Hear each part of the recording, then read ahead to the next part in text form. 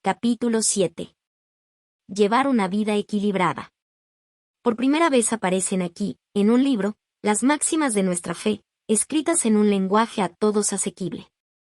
No reconocemos ninguna norma fundamental, porque la observancia de las máximas tiene importancia análoga para todas y cada una de ellas. La palabra máxima viene del latín, lo mismo que la nuestra, tenit, cuyo significado es mantener, y lo que nuestra fe mantiene son opiniones, principios, dogmas o doctrinas que una persona acepta como verdades reveladas. Los 10 mandamientos son las máximas del creyente cristiano. En las escuelas parroquiales de Inglaterra se pone gran atención a la enseñanza del decálogo. El vicario local va a las escuelas para examinar a los niños. Puede que les falle la aritmética, pero los 10 mandamientos. Más vale que no les falle ni uno, si no quieren incurrir en el enojo del reverendo, que se traducirá en expresiones violentas para los alumnos, y en un vocabulario poco académico para los profesores. Claro que esto no lo he presenciado yo, lo sé por boca de los escolares, pero de ser así estoy de acuerdo con el vicario gruñón.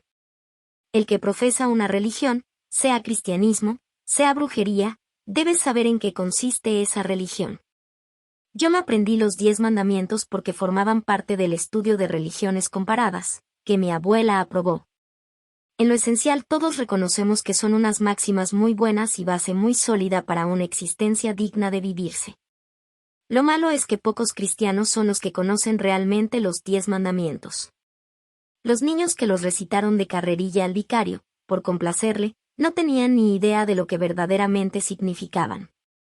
Todos los niños del pueblo que yo conocía mostraba apego al precepto que dice, honra a tu padre y a tu madre, quizá porque era el más inteligible de todos los mandamientos. Y es que pertenecemos a una generación para la cual ni remotamente cabía la posibilidad de odiar a nuestros padres. Yo creo que nosotros estábamos satisfechos con nuestros padres y nuestras madres, pero algunos niños asistentes a la escuela eclesiástica, cita en lo alto de la colina, más allá de Churner Hall y del perezoso río Churnet, estaban intrigados, esperando que alguien quisiera explicarles el significado de la palabra adulterio. Mi familia no tenía reparo en explicar muchas cosas sencilla y llanamente. Como yo no solía hallarme lejos, también me daba una buena ración de aprender. Ahora, cuando yo trato de enseñar las máximas de la brujería, no quiero que mis discípulos se las aprendan tan solo para repetirlas como un papagayo. Quiero que las comprendan. Yo sé que cada máxima es en sí misma un fragmento de filosofía, un paso que nos acerca a la plenitud de la vida. Las facetas de esta filosofía es mejor comprenderlas en su totalidad, según se van desenvolviendo en las máximas.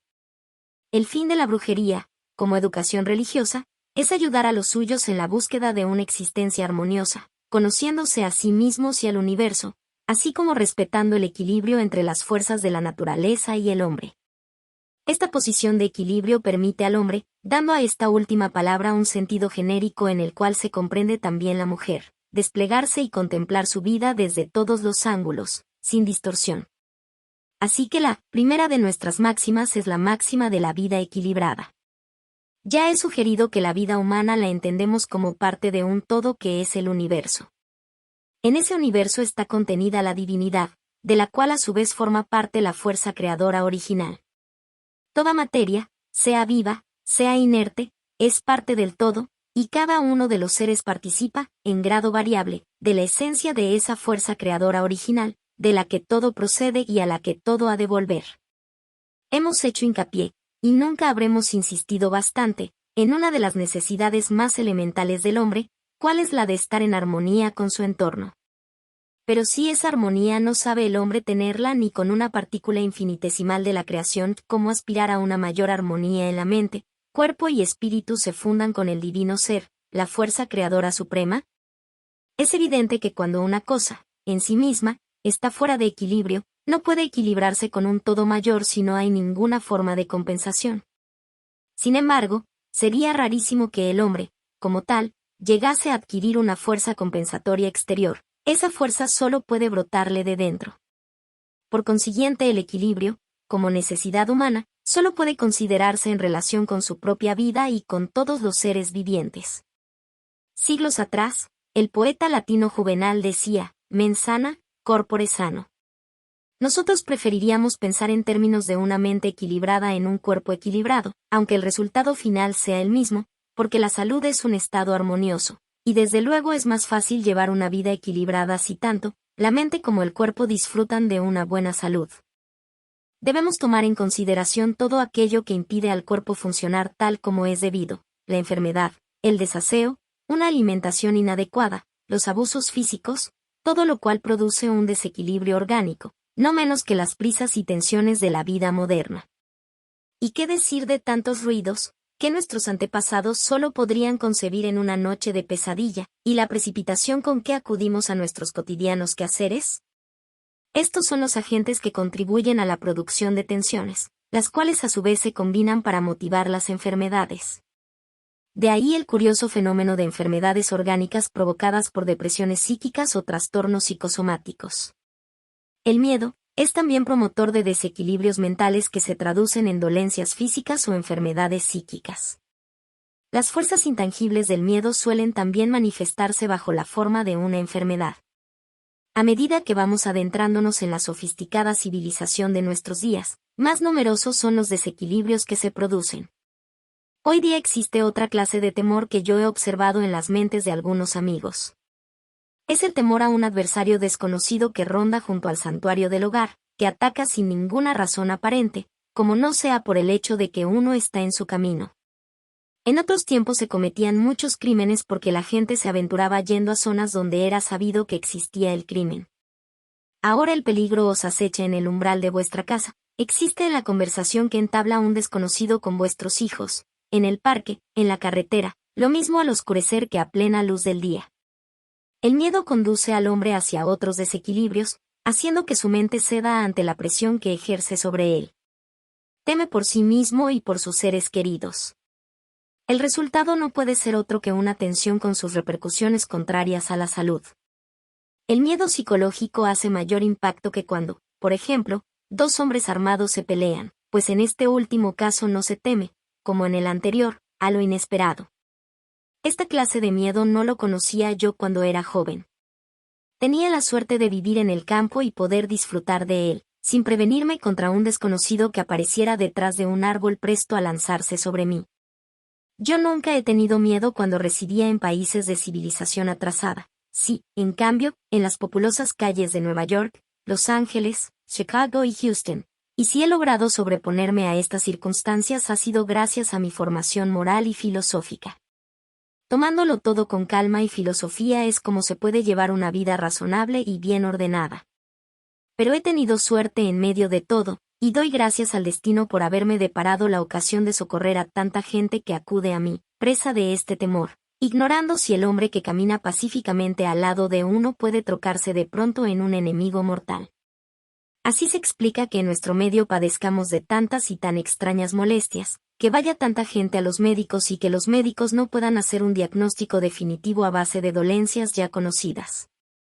Solo saben que tienen enfermos a quienes tratar. Ya he dicho que las enfermedades orgánicas pueden tener por causa presiones psicológicas. ¿Por qué ha de ser así? No es una cuestión de metafísica, de religión o imaginación. Es un hecho y nada más. Todas las escuelas de medicina psicosomática enseñan que mente y cuerpo son partes inseparables de un todo. En muchas enfermedades, la interdependencia de mente y cuerpo es el factor determinante de la forma que aquellas revisten, de su progreso y de su resultado final. Este resultado consiste en que cada vez es mayor el número de enfermos que necesitan tratamiento psiquiátrico. Las clínicas para enfermos mentales están atestadas. Son muchísimas las personas necesitadas de asistencia médica y mental que vagan por las calles, buscando remedio a sus pesadillas y saliendo de un apuro para caer en otro mayor. Sería muy interesante hallar religiones, e instituciones también, en las que se reconociera la obligación de respetar al cuerpo en el ejercicio de sus funciones, las cuales ha de cumplir de la manera más natural posible, de forma que esa formidable pieza de ingeniería, como es en efecto, pueda seguir cumpliendo la labor para la cual fue creada.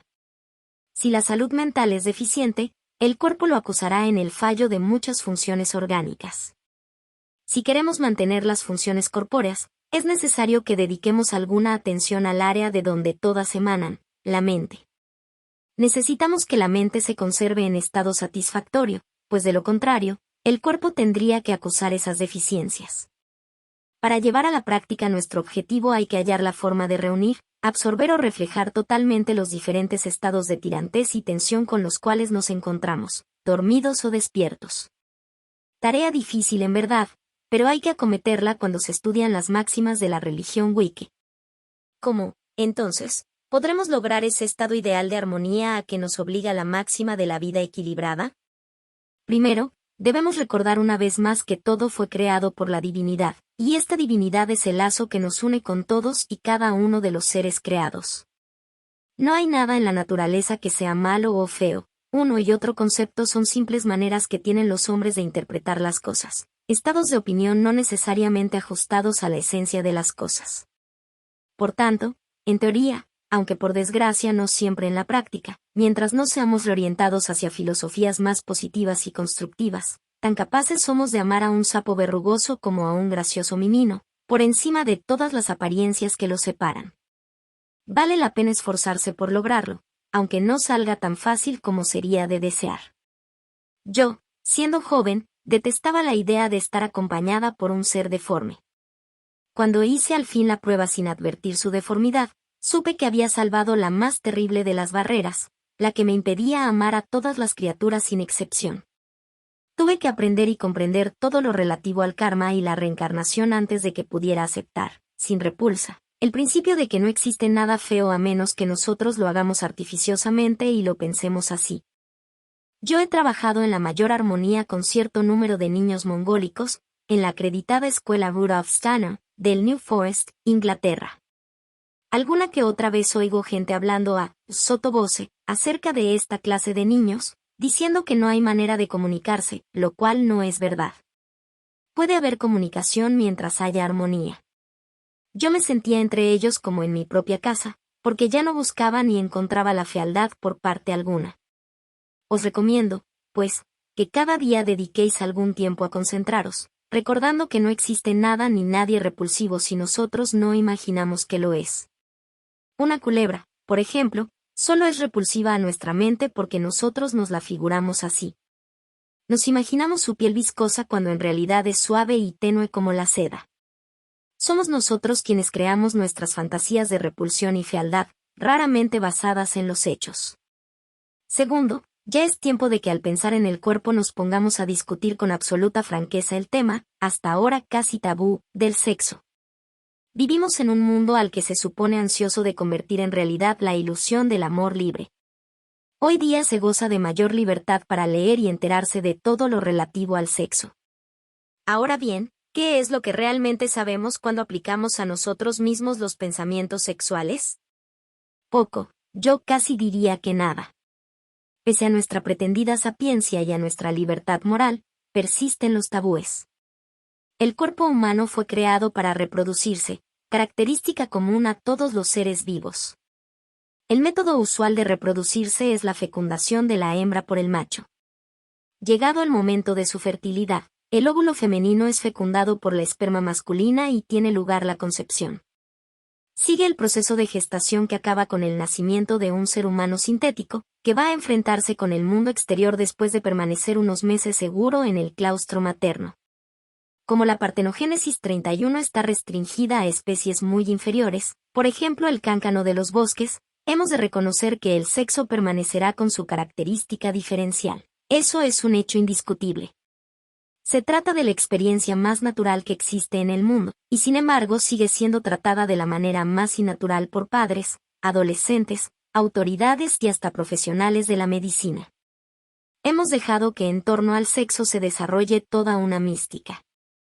Corremos un tupido velo y cerramos los ojos a una cosa que está sucediendo todos los días. Cada segundo que pasa nace una persona. El primer paso hacia el nacimiento de un ser es el acto sexual, ya sea inspirado pasionalmente en el amor, ya lo sea en el placer. No hay nada de vergonzoso en el hecho de nacer, ni tampoco lo hay en el hecho de dar un primer paso hacia el nacimiento, a menos que nosotros nos empeñemos en que sí. Importa mucho que cuando abordemos temas como la relación conyugal y el alumbramiento, lo hagamos honestamente y nos desprendamos de falsas ideas como la de calificar de porquería el acto sexual, concepto que querían perpetuar los victorianos. En tanto no podáis comprender el sexo como algo normal y cotidiano, tampoco podréis concebir el equilibrio necesario entre la naturaleza y vosotros mismos. El impulso sexual es uno de los dos grandes impulsos innatos en el hombre. El otro es el instinto de conservación, el cual en sí mismo guarda estrecha relación con el impulso sexual. La conservación está ligada a la idea de perpetuar la raza humana.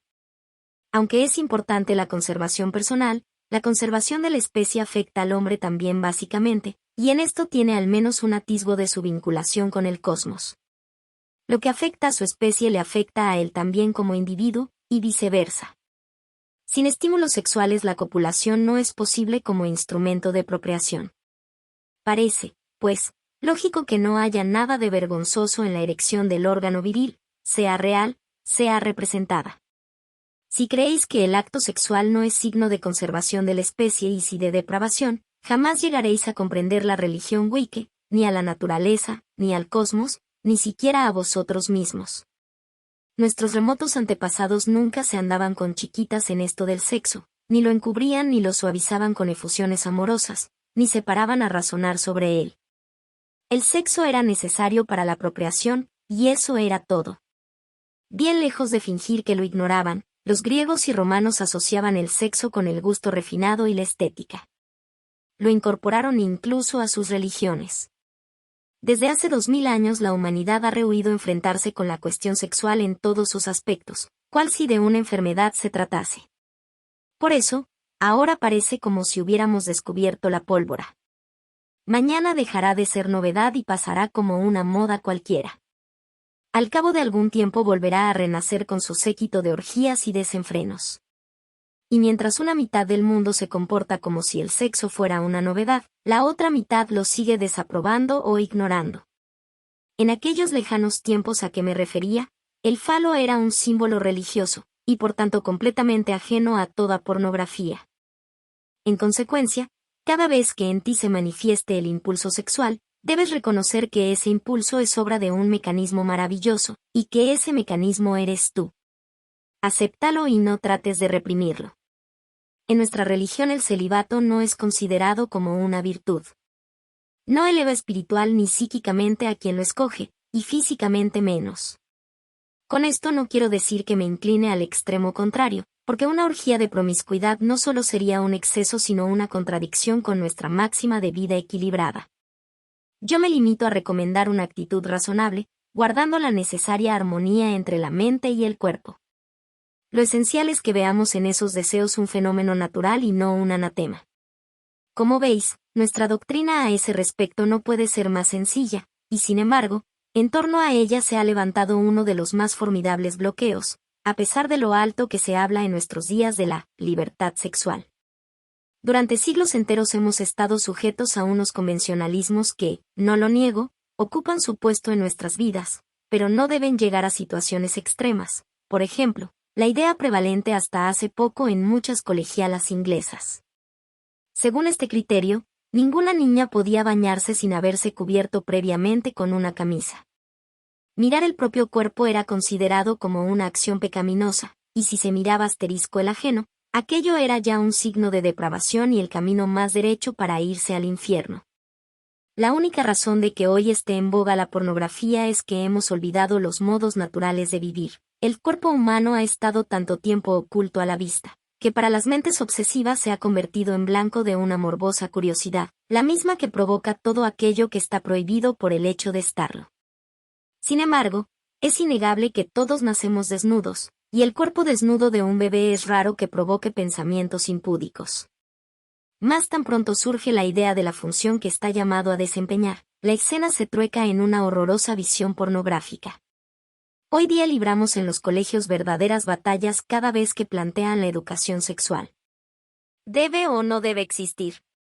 Yo, personalmente, opino que desde su ingreso en la escuela, el niño debe ya estar al corriente de ciertas cosas, cuya enseñanza incumbe más bien a sus padres que a sus educadores. Es una responsabilidad ineludible. El momento adecuado para instruirle sobre el cuerpo humano y el sexo varía según los sujetos y circunstancias. Toda madre ya sabe que su hijo es diferente y puede hablarle con arreglo a sus diferencias. Casi todos los niños pueden ser educados sexualmente, y cada cual a su altura respectiva debe aprender cómo funciona ese prodigioso mecanismo que el cuerpo encierra. La enseñanza oficial sería, seguramente, tan destructiva, aquí como cualquier otra enseñanza oficial, y tan peligrosa o más como el hecho de imponer demasiadas matemáticas a un niño cuya verdadera vocación es la de poeta. Hay que estar prevenidos contra ciertos sistemas docentes, cuya máxima suprema es superar el instinto animal que cada hombre lleva dentro de sí. Nosotras, las brujas, no podemos aceptar esa máxima ni estamos dispuestas a transigir. Admitimos la probabilidad de que algunos hombres, según la doctrina de la reencarnación, tengan más de instinto animal que de espíritu humano, defecto que puede borrarse, no de una vez sino a través de existencias renovadas por la senda progresiva del karma. La brujería no es una escuela de ascetismo que quiera enaltecer el impulso sexual transformándolo en un impulso psíquico. Ahora bien, los partidarios del principio antes enunciado, superar el instinto animal, no cesan de vociferar a los cuatro vientos que el Homo sapiens, como es superior a los demás animales por esa facultad superior, la razón, de que está dotado, tiene la obligación de rechazar cuanto de animal haya en él. Lo cual no obsta para que esa misma gente coma, beba y se reproduzca igual que hacían sus antepasados desde hace miles de años. Los mismos que deploran su propia animalidad no dejan de echar hijos al mundo, y pese al amor y a la ternura que este hecho encierra, el acto genésico dista mucho para ellos de ser ese fenómeno grande y sublime, de coadyuvar con la divinidad en la magna obra de la creación.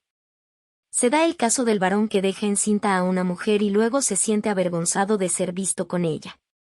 Y no faltan mujeres a quienes avergüenza mostrar la silueta reveladora de su estado expectante.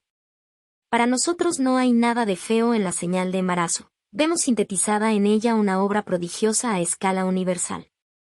Todo el misterio, toda la maravilla del cosmos están resumidos en ese periodo de la gestación, réplica en miniatura del universo y el hombre, prueba palpable de la conservación de una especie. La vieja religión ha tenido que padecer mucho al habérsela tachado de culto a la fertilidad. Este concepto tiene un sentido obsceno en mentes poco cultivadas. Personas de esta mentalidad son las que ven la mujer embarazada como un ser impuro, y por lo tanto, tabú.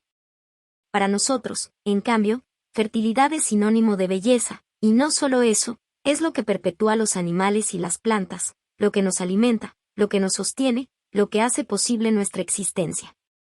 ¿Sin la fertilidad sería posible una buena cosecha de trigo? ¿Sin la fertilidad de animales y plantas, cómo podríamos vivir? Por tanto, es justo considerar la brujería como una religión atenta a la fertilidad, pero nosotros la contemplamos como es debido, esto es, en su contexto dentro del orden universal. Crecer y multiplicarse es un designio no limitado a la especie humana. También los animales y las plantas deben crecer y multiplicarse en la debida proporción, guardando el equilibrio necesario, a fin de que todas las criaturas puedan sobrevivir. El haber despreciado este principio ha causado verdaderos desastres en el mundo actual, sobre todo en el orden ecológico. El hombre, al multiplicarse, va invadiendo y contaminando espacios terrestres de los cuales priva a otros seres de la creación. No. La ley de la fertilidad no tiene carácter restrictivo. Cuando una ley es universal lo abarca todo. De nada servirá al hombre perpetuar su propia especie si utiliza millares de hectáreas con insecticidas, y construye edificios para instalar sus familias, cada vez más prolíferas, en terrenos fértiles que son morada natural de animales y plantas. Precisamente esos animales y esas plantas son base del sustento de esas familias, tal es la situación en que se encuentra hoy el hombre. De una parte se declara superior a los animales, de otra, falsea y contamina el medio ambiente. ¿Dónde está esa facultad suprema, razonadora, que eleva al hombre a un nivel superior al de los animales? ¿Cómo es posible imaginar que la cultura y la civilización avanzan al ritmo marcado por las leyes reguladoras del universo? Somos unos ilusos, y de este error solo puede librarnos una manera distinta de contemplar la vida y sus problemas. ¿Acaso la fórmula podamos hallarla en la vieja religión? El hombre no solo tiene apetencias sexuales de las que abusa, en detrimento de su integridad tanto moral como física. Come y bebe más de lo que necesita, trabaja menos, y al trabajar no se ajusta a los medios naturales. De ahí viene la degeneración física propia de nuestra época. Aquí, en Norteamérica, ¿cuántos hombres van al trabajo por su propio pie, prescindiendo voluntariamente del coche u otro medio de comunicación? Y sin embargo, gastan millares de dólares y consumen sus energías sustituyendo por el deporte las formas naturales de trabajar. ¿Cuántos americanos se deciden a cultivar una parcela para subvenir a sus necesidades alimenticias? El ejercicio que practican al inclinarse, cavar, regar y supervisar el suelo es, indudablemente, beneficioso para la salud, aparte de las ventajas que reporta a la economía familiar. Pero el hombre está cada vez más apoltronado, tan perezoso se siente para cultivar la tierra como el espíritu. Gasta el dinero en divertirse o en otras ocupaciones con que pasar el tiempo. Eso es lo malo, la idea de que el hombre debe pasar el tiempo, matarlo, y no nos damos cuenta de que es el tiempo el que nos mata a nosotros. Tal es la etapa en que vivimos, en pleno auge de la civilización. Contrariamente a lo que se cree, los miembros de la vieja religión no estamos predispuestos a cometer excesos, de cualquier clase que sean, sexuales, gastronómicos, etc. La mayor parte de los brujos y brujas disfrutamos de excelente salud, por comprender las verdaderas necesidades de nuestros cuerpos. Lo que está prescrito para uno puede no convenir a otro, y sabemos cuánto es necesario para que cada uno conserve su individualidad sin detrimento del todo. No imponemos restricciones a la comida ni a la bebida, pues creemos que cuando una persona llega a la saturación en una y en otra, así como en el placer sexual, es cuando empieza a normalizar su vida ayudado por las disciplinas de nuestra religión. Lo importante es saber que si se han cometido excesos, especialmente en la juventud, sus efectos se van eliminando a lo largo de la vida, siempre y cuando se tenga una voluntad firme para no reincidir. Insistimos aquí en el libre albedrío, porque solo usando su libre voluntad es como el hombre se da cuenta de sus errores y puede acabar con ellos, o al menos sacarles alguna utilidad cuando se han cometido. A su tiempo vendrá la moderación por automatismo mental. Nunca he ocultado el hecho de que yo disfruto con los placeres de la vida, sin excluir la buena mesa y el vino escanciado con generosidad, pero ya me podéis dejar sola en casa con 1.000.000 de botellas de vinos escogidos, que no me excederé nunca de mi ración habitual de 2 vasitos al día. A este respecto debo rendir tributo de admiración a mis buenos amigos los gitanos del New Forest, que cuando iban a un gallinero para robar un pollo, jamás tomaban más de lo estrictamente necesario para una comida familiar. Nada les costaba llevarse 10 o más gallinas, pero en la mayoría de los casos un par de estas aves bastaba para satisfacer sus estómagos, y eso era lo que se llevaban. Podréis decirme que el robo es una acción reprensible. No es que yo quiera justificarlo, pero me consta que cuando el gitano es codicioso y toma una partícula más de lo que en justicia le corresponde, agua, algo de calderilla en la venta de un caballo, o un descanso más prolongado del que exige su estado de salud, entonces la ley tribal cae sobre él con todo su peso, haciéndole comprender el error en que acaba de incurrir. El menosprecio de la tribu obra maravillas, más que la multa de un policía o un día de prisión. Pero las motivaciones a todo nivel son diferentes en nuestra sofisticada civilización. La necesidad para el cuerpo y la mente de estar en equilibrio es hoy más necesaria que nunca. A una mente energética corresponde un cuerpo energético. Entre ambos acumulan en el mecanismo humano un caudal de energía más o menos considerable, aunque con cierto límite de disponibilidad. Por eso cuando la mente trabaja el cuerpo debe reposar y viceversa, si se quiere mantener esa reserva de energía al mismo nivel. Quizás os parezca intrascendente esta observación, sin embargo, el equilibrio que propugnamos tiene innegables ventajas, pues una vez conseguido aumenta el potencial humano tanto en lo físico como en lo mental. Como yo gasto una gran cantidad de energía en actividades mentales, procuro que el cuerpo no tenga otras ocupaciones que las precisas para conservar la salud. De esta manera, cuando yo necesito realizar un trabajo físico, especialmente si no es habitual en mí, lo hago sin esfuerzo aparente. La gente se admira al verme hacer tantas cosas sin mostrar ningún síntoma de cansancio. La explicación es muy sencilla. Me limito a observar la máxima principal de la brujería. He aprendido las ventajas de llevar una vida equilibrada y he ahí el resultado: poseer un caudal de energía muy superior al que, normalmente, correspondería a mi edad. Recuerdo una expedición al Yucatán en la que yo tomé parte, teniendo que pasar por unas pruebas muy duras, tanto físicas como emocionales. Pude afrontar tales circunstancias con el mínimo riesgo para mi salud y bienestar en general.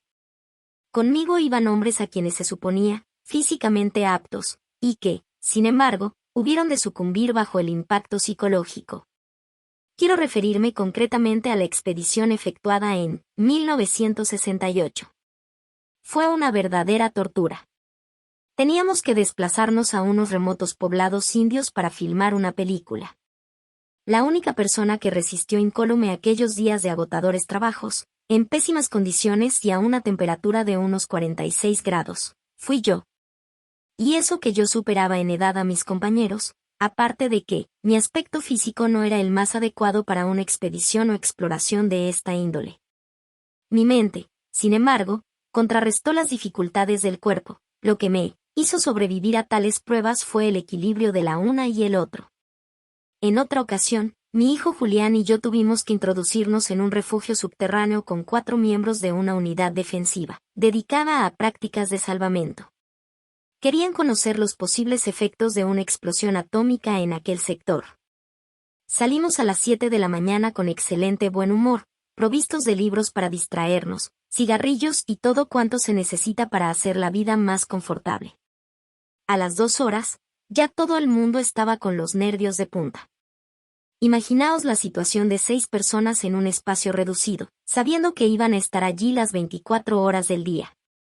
Y no digamos al apagarse las luces, pues no nos habían advertido que esto sucedería, apoderándose de todos el pánico.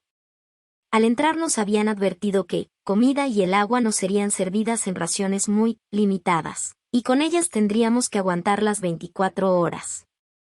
Julián y yo no consumimos totalmente las nuestras, estando ambos de acuerdo en que sí podíamos sobrevivir las primeras 24 horas sin que no preocupase el sustento. Sería más fácil resistir cuando tuviéramos que recluirnos por un periodo más largo.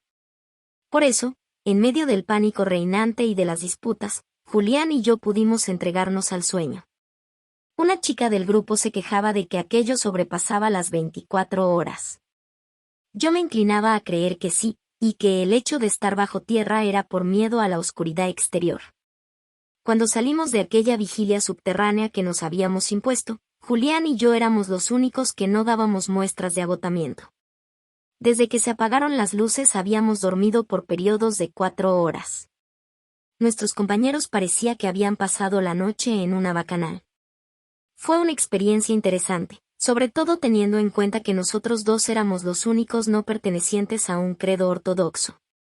¿Por qué a nuestros compañeros no les sostuvo su fe como a nosotros nos sostuvo la nuestra? Julián se encontraba en perfectas condiciones físicas, y tenía la ventaja de ser joven, lo cual le hacía más resistente a las circunstancias adversas, mas yo no poseía ninguna de esas ventajas. Mi único apoyo era la fe, consciente de que en la adversidad estaría siempre conmigo la parte de la mente o del cuerpo que yo necesitase, dispuesta a funcionar ante cualquier emergencia. He ahí la prueba de que el equilibrio de mente y cuerpo, al cabo de varios años bajo esta disciplina, es de una eficacia indiscutible. Yo no creo en eso de que es necesario sufrir para aprender, pero en definitiva yo creo que es necesario aprender y tener experiencia para que lo aprendido sea útil. Para asimilar la máxima del equilibrio hay que seguir un proceso en el cual, sí, puede ser necesario que uno sufra, si esta persona ha de rechazar falsos conceptos.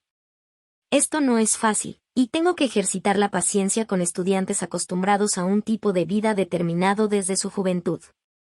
Yo estoy al margen de todo eso, pues tengo la ventaja de haberme formado en el seno de una familia nada vulgar. La máxima de la vida equilibrada permite, a quien la acepta, elevarse muy arriba de todas las contingencias, con la seguridad de poseer la suficiente energía para luchar ventajosamente contra ellas. Sería ridículo decir que las brujas no tienen problemas ni están nunca enfermas, pero las brujas versadas en su arte ya saben a qué atenerse, siendo su norma prevenir antes que curar.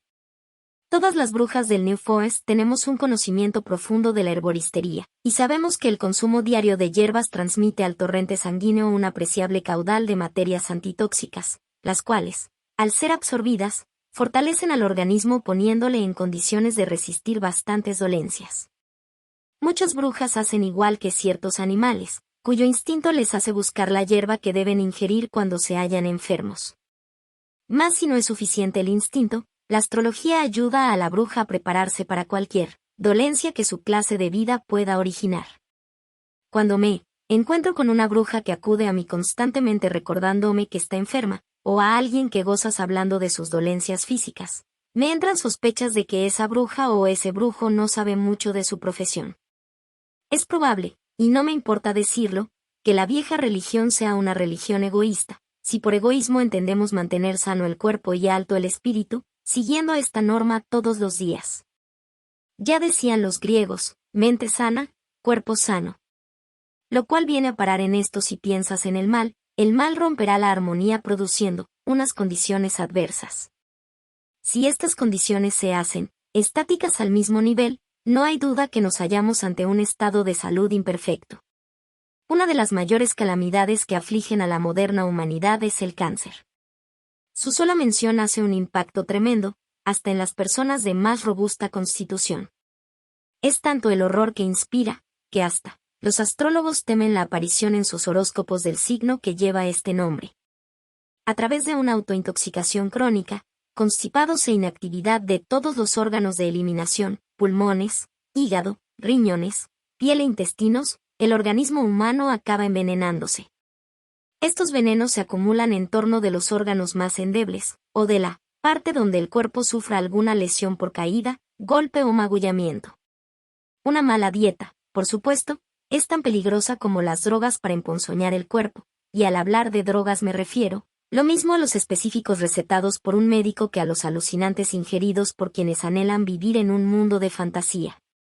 Todos los alimentos desnaturalizados, de los que han sido extraídas las sustancias vivificadoras, las vitaminas y sales minerales, producen un mayor grado de intoxicación al acumularse en el cuerpo. Mientras yo soy escéptica en la observación de regímenes, hoy tan en boga, a fin de reducir un peso de 150 libras a una cifra antinatural de 110, sostengo como norma para conservar la salud el ingerir los alimentos más apropiados. Lo primero de todo, hay que eliminar las sustancias tóxicas pero valiéndose de procedimientos suaves, no de purgantes u otras medidas drásticas. Las frutas frescas, a ser posible maduras en el árbol, son el mejor remedio. Lo mismo los zumos de frutas con algún ajo, tomados todos los días. Naturalmente que esto no debe interpretarse como una cura del cáncer, sino como un medio que contribuye a la eliminación de los residuos orgánicos, para lo cual hay muchos procedimientos. Se trata, pues, de un preventivo. El jugo de zanahoria es excelente para esto. La gente nunca podrá apreciar en su justa medida los adelantos modernos que nos permiten triturar y exprimir, que cortan las fibras de las verduras y las hacen más gratas al paladar, en vez de torturarlas con una mala cocción. Yo como alimentos crudos al máximo posible, aunque esto se está poniendo cada vez más difícil. A falta de fruta fresca solía comprar fruta seca de California, hasta que me enteré del proceso seguido para su desecación, a base de gas, lo cual me hizo perder otro poco de fe en eso que llaman el sentido común, para mí el menos común de los sentidos. De un lado, contribuimos con miles de dólares a la investigación médica, y de otro, matamos los frutos vivificantes que la naturaleza nos brinda. No puedo reprimir un gesto de desagrado cada vez que veo miembros de familias acomodadas, tomándose, a guisa de entremeses, un puñadito de vitaminas concentradas en píldoras. En mis buenos tiempos, las amas de casa servían los manjares perfectamente combinados, y eso lo hacían casi por instinto. Y la gente del campo ni siquiera estaba al corriente del último libro publicado en materia culinaria.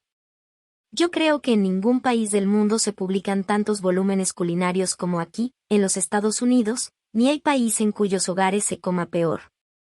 Todo es a base de productos refrigerados, revueltos entre sí y sazonados con gran abundancia de especias y otros condimentos.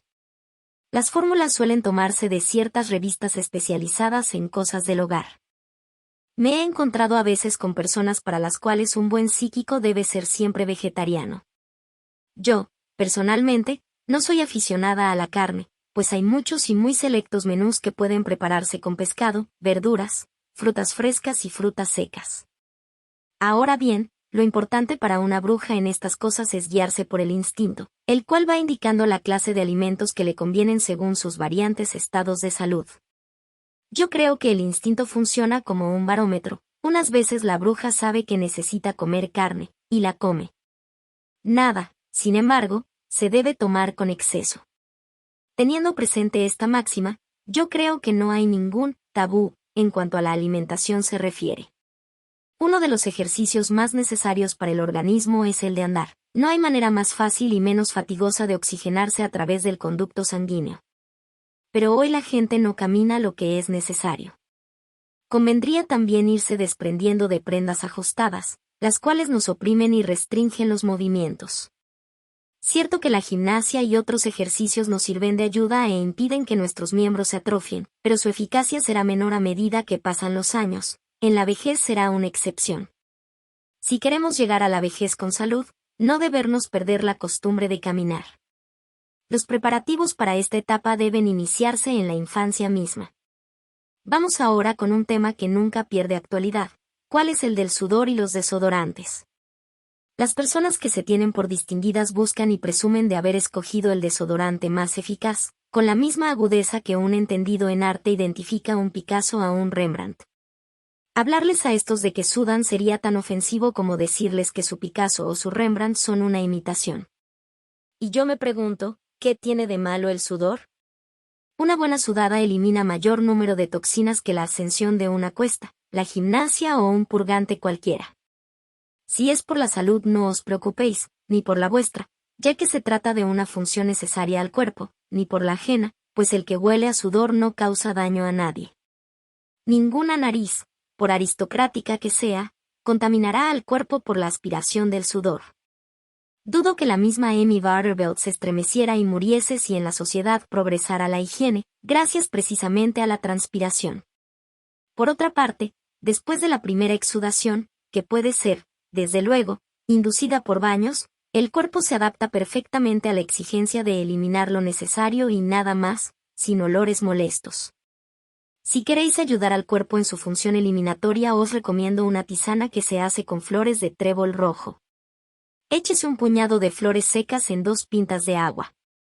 Hiérvase primero con fuego fuerte y luego a fuego lento por espacio de 1/4 de hora. Déjese reposar y que se enfríe naturalmente sin necesidad de meterlo en la nevera. Lo más higiénico es cubrirla con un trapo. Relájese, beba y siéntase feliz, sabiendo que la flor de trébol rojo es la mejor defensa contra el desarrollo de toda clase de enfermedades, cáncer incluido. Téngalo presente, prevenir es mejor que curar. 2 pintas de tisana le bastan como procedimiento preventivo, no curativo, pues sus virtudes no surten efecto cuando las células ya han sido invadidas por la enfermedad. Los manjares compuestos de harinas blanca y azúcar de caña contribuyen a estos trastornos no menos que los alimentos grasos, de los cuales se hace tanta publicidad. Para contrarrestar sus efectos conviene coadyuvar al funcionamiento de los canales de eliminación, mediante infusiones de laurel y tanaceto, a razón de una cucharadita de hierbas por vaso de agua hervida, lo cual ayuda también a eliminar las palpitaciones. Naturalmente, hay otras hierbas que también contribuyen, yo solo estoy mencionando las más fáciles de obtener.